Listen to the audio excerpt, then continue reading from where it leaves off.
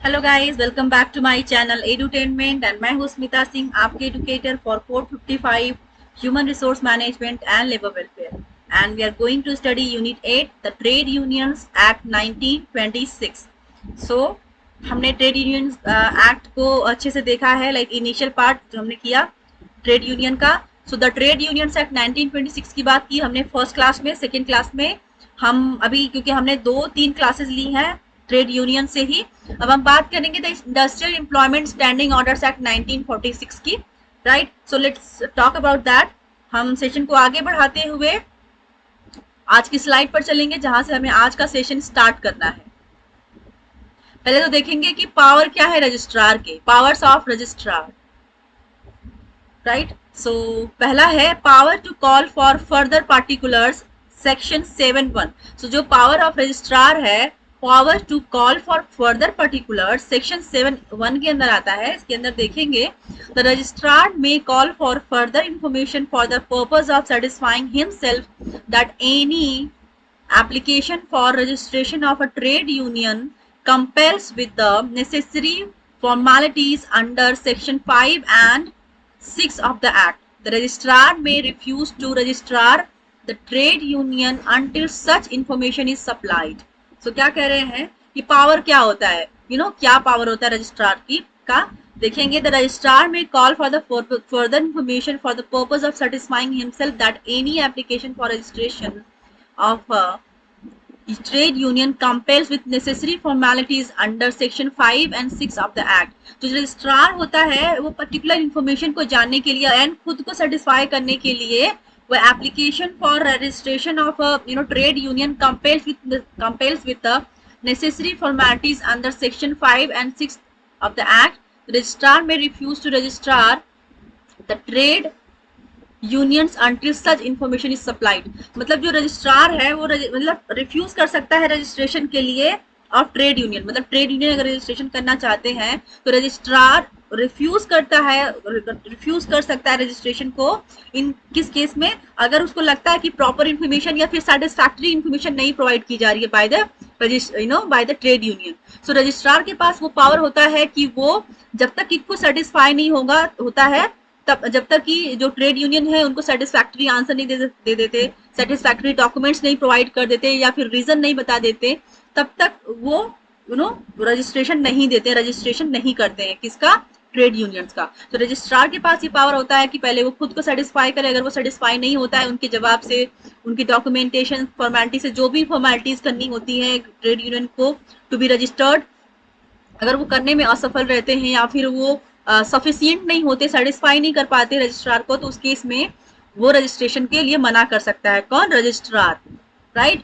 तो दूसरा देखेंगे क्या दूसरा पावर है उनके अंदर, रजिस्ट्रार के पास क्या पावर है, power to require alteration of name, section 7(2) के अंदर आता है। इसके अंदर देखेंगे if the name under which a trade union is propose to be registered is identical with that by which any other existing trade union has been registered or in the opinion of the registrar so nearly resemble such names as to be likely to deceive the public or the members of either trade union.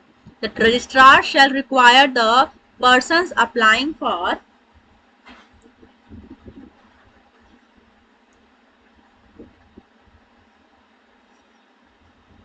for registration to alter the name of the trade union stated in the application and shall refuse to register the union until such alteration has been made. मतलब क्या कह रहे हैं यहाँ पर, if the name under which a trade union is proposed to be registered is identical with that by which any other existing trade union has been registered.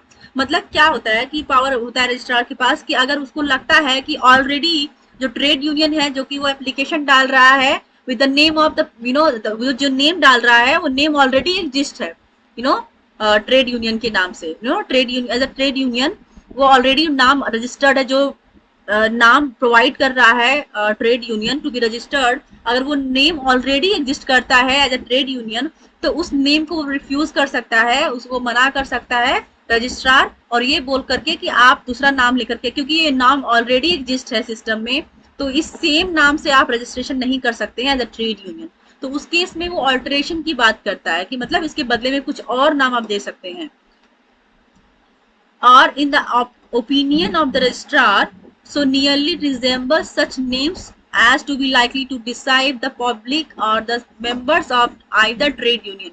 The registrar shall require the persons applying for registration to alter the name of the trade union stated in the application and shall refuse to register the union until such alteration has been made. So वो अगर उसको registrar को अगर ऐसा लगता है कि already इस नाम से रजिस्ट्रेशन हो चुका है ट्रेड यूनियन का, तो उस नेम को चेंज करने की बात करता है जो कि उसने ट्रेड यूनियन ने एप्लीकेशन में ऑलरेडी डाला हुआ है.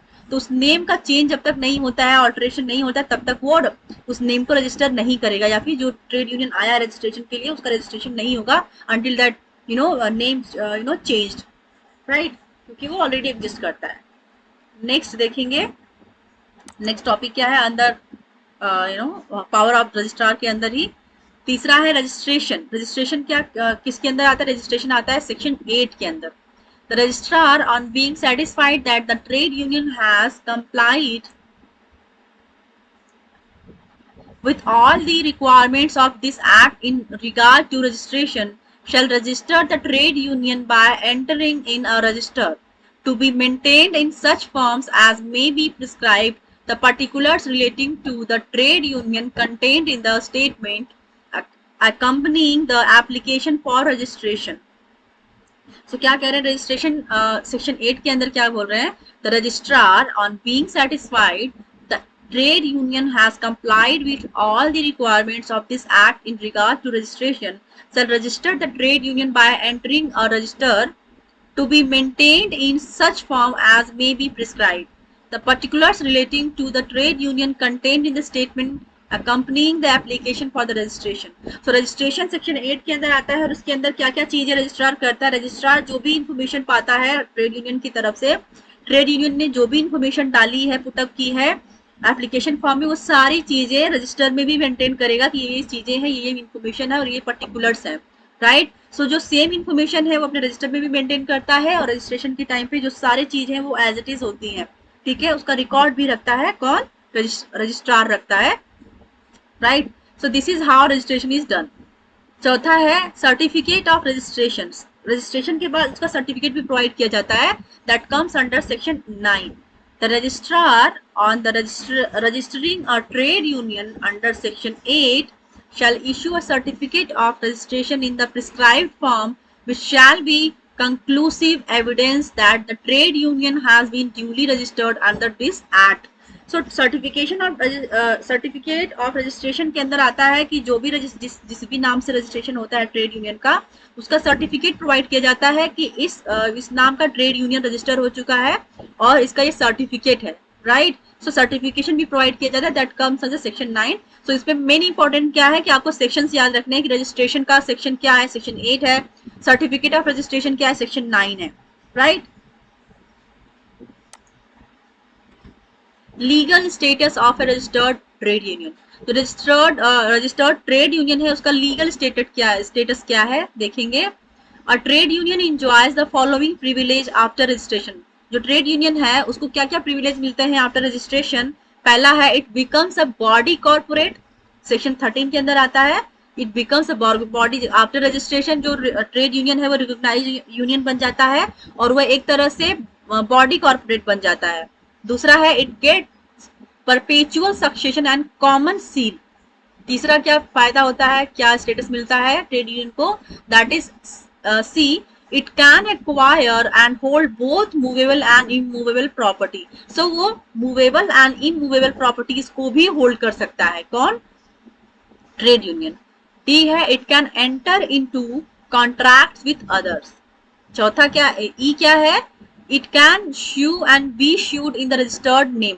वो रजिस्टर्ड नेम के नाम से श्यू कर सकता है. मतलब सपोज जिस नाम का उसका ट्रेड यूनियन है, अगर कोई और नया ट्रेड यूनियन खोलता है सेम नाम से, तो वो उसको श्यू कर सकता है. मतलब लीगली उसको वो चैलेंज कर सकता है कि इस नाम से मेरा ऑलरेडी चल रहा है ट्रेड यूनियन के नाम से और आप कैसे सेम नाम रख सकते हैं. उसी तरह उसको भी कोई चैलेंज कर सकता है, राइट. तो वो भी खुद भी चैलेंज हो सकता है कि अगर ऑलरेडी कोई सेम नेम से रजिस्ट्रेशन हो चुका है ट्रेड यूनियन का, और अगर आप नया नाम सेम नया अपना ट्रेड यूनियन है आपका, लेकिन आपने सेम नाम रखा है, तो उस केस में अदर भी आपको सू कर सकते हैं, राइट। सो ये लीगल स्टेटस मिलता है ट्रेड यूनियन को आफ्टर रजिस्ट्रेशन। पांचवा इसके अंदर है cancellation of registration section 10। Cancel, आप रजिस्ट्रेशन का कैंसिलेशन भी हो सकता है, कैंसिल भी कर दिया जा सकता है, वो किसके अंदर आता है, सेक्शन 10 के अंदर आता है। इसमें देखेंगे the registrar has been empowered to withdraw और cancel the registration of a trade union. The registrar can exercise this power in the following. मतलब रजिस्ट्रार क्या कर सकता है, रजिस्ट्रेशन को कैंसिल भी कर सकता है, उसके पावर से ये पावर होता है। इन व्हाट केसेस, वो केसेस आपके सामने हैं। पहला देखेंगे, on the application of the trade union to be verified in such manner as may be prescribed, और दूसरा, if the registrar is satisfied that the certificate has been obtained by fraud or mistake। so अगर वो लगता है कि जो application डाला गया था ट्रेड यूनियन के द्वारा वो वेरीफाइड मैनर में नहीं है, कि ना कहीं उसमें कुछ तो ऐसा झोल है या फिर लोचा है जिसकी वजह से वो सेटिस्फाइड नहीं है, तो उस केस में कैंसिल हो सकता है रजिस्ट्रेशन। दूसरा क्या है कि अगर उस रजिस्ट्रार फुल्ली सेटिस्फाइड, जैसा कि इनिशियली हमने स्टार्ट किया कि अगर रजिस्ट्रार फुल्ली सेटिस्फाइड नहीं होता है जो कि प्रोवाइड किया गया एप्लीकेशन के थ्रू, उसमें कुछ मिस्टेक्स या कोई फ्रॉड दिखता है, तो उस केस में भी कैंसिल हो सकता है registration of the trade union. तीसरा है where the trade union has ceased to exist.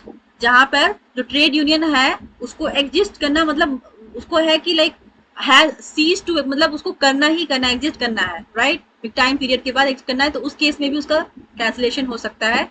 चौथा है where the union has wilfully after notice from the registrar contravened any provision of this act or allowed any rule to continue in force which is inconsistent with any such provisions।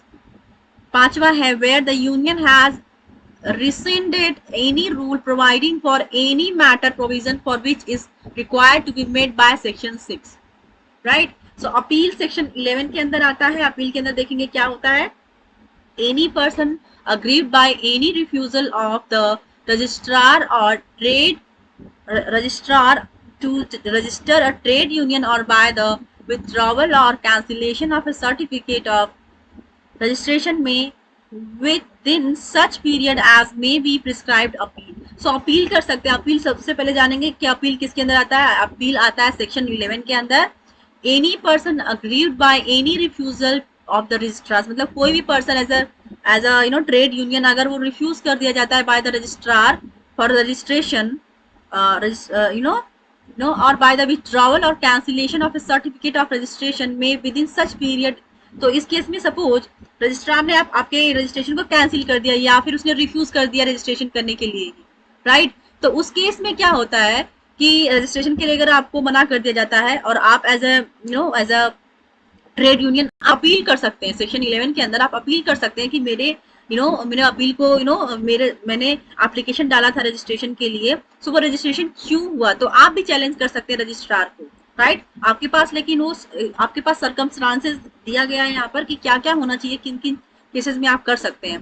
पहला है where the head office of the trade union is situated within the limits of a presidency town to the high court, right. तो जो पहला पहला condition है वो क्या है कि आपके पास ये होना ही चाहिए, where the head office of the trade union is situated within the limits of a presidency town to the high court, और दूसरा है where the head office is situated in any other area to such court not inferior to the court of an additional or assistant judge of a principal civil court of original jurisdiction as the appropriate government may appoint in this behalf for that area। इस case में भी कर सकते हैं।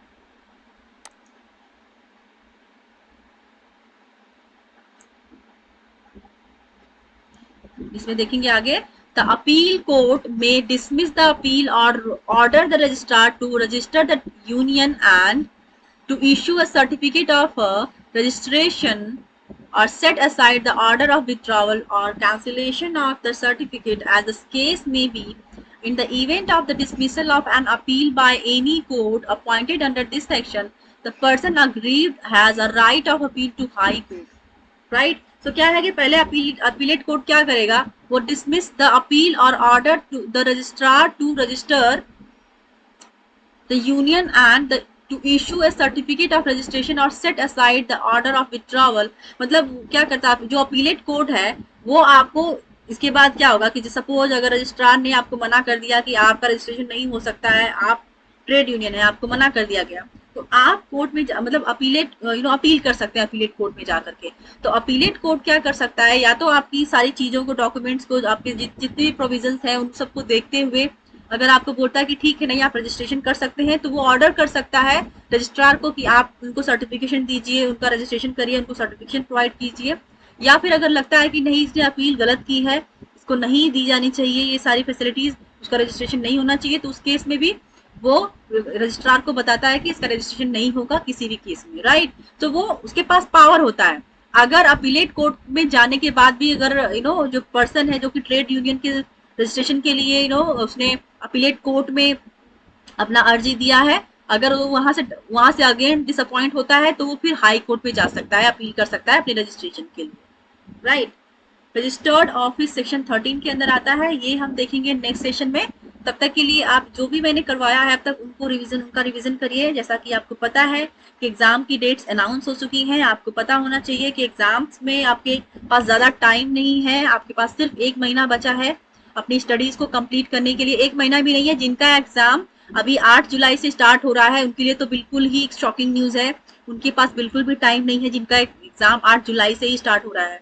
जिनका second batch में start हो रहा है उनके पास थोड़ा टाइम है, 1 महीने का लगभग मिला करके 1 महीने का टाइम है, तो उनके लिए थोड़ा सा रिलैक्सेशन है. लेकिन जिनका एग्जाम फर्स्ट शिफ्ट में आ रहा है उनके लिए बिल्कुल भी टाइम नहीं है, तो वो अपनी कमर कस ले और अपनी पढ़ाई को एकदम बूम पे लेकर जाए. राइट, सो आई होप आपको ये सेशन पसंद आया होगा और मैं जो भी सेशंस कराती हूँ वो पसंद आते होंगे. अगर आपको अच्छे लगते हैं मेरे सेशन तो आप मेरे चैनल को सब्सक्राइब कर सकते हैं एंड लाइक करिए वीडियोस को जो भी देखते हैं जो पसंद आते हैं.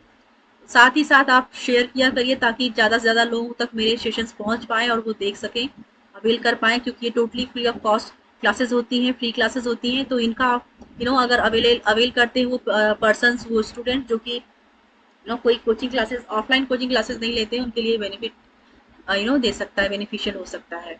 Right, so thank you so much for watching me, thank you very much.